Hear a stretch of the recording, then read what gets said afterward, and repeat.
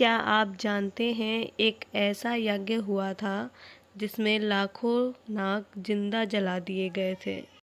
और ये सब हुआ था एक राजा की बदले की आग में। महाभारत का युद्ध समाप्त हो चुका था, लेकिन उसकी छाया अब भी कुरुवंश पर बनी हुई थी। हस्तिनापुर के राजा परीक्षित, धर्मराज युधिष्ठिर के पोते और अभिमन्यु के पुत्र थे। एक दिन वे शिकार पर निकले। जंगल में उन्हें एक ऋषि ध्यान में लीन मिले। राजा ने उन्हें पुकारा, फिर दोबारा पुकारा, लेकिन ऋषि ने कोई उत्तर नहीं दिया।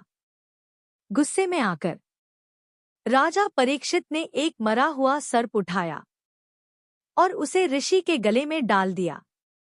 जब यह बात ऋषि के पुत्र को पता चली, तो उसने राजा को श्राप दे दिया, 7 दिन के भीतर तक्षक नामक नाग तुम्हारी मृत्यु करेगा। 7वां दिन आया।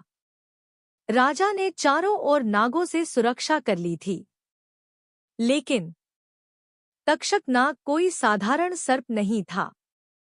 वह ब्राह्मण का रूप धरकर महल के भीतर प्रवेश कर गया और अपने विष से राजा परीक्षित को भस्म कर दिया।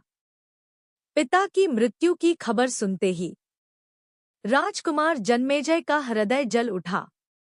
जोर से बोले, गुस्से में नहीं पर भाव में। उसने प्रतिज्ञा ली, मैं समस्त नाग वंश का विनाश करूंगा। जन्मेजय ने एक यज्ञ करवाया, सर्पसत्र। इस यज्ञ में मंत्रों की शक्ति से नागों को खींचकर यज्ञ की अग्नि में डाला जाने लगा। सैकड़ों नाग हवि में गिरने लगे।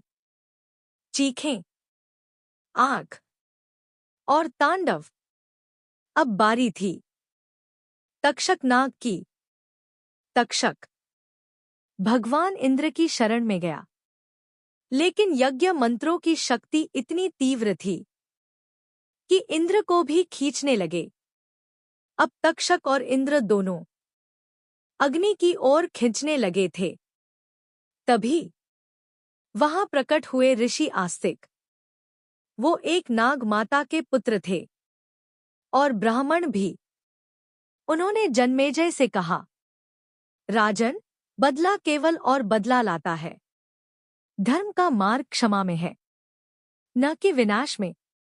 जन्मेजय कुछ देर मौन रहे और फिर यज्ञ को रोकने का आदेश दे दिया।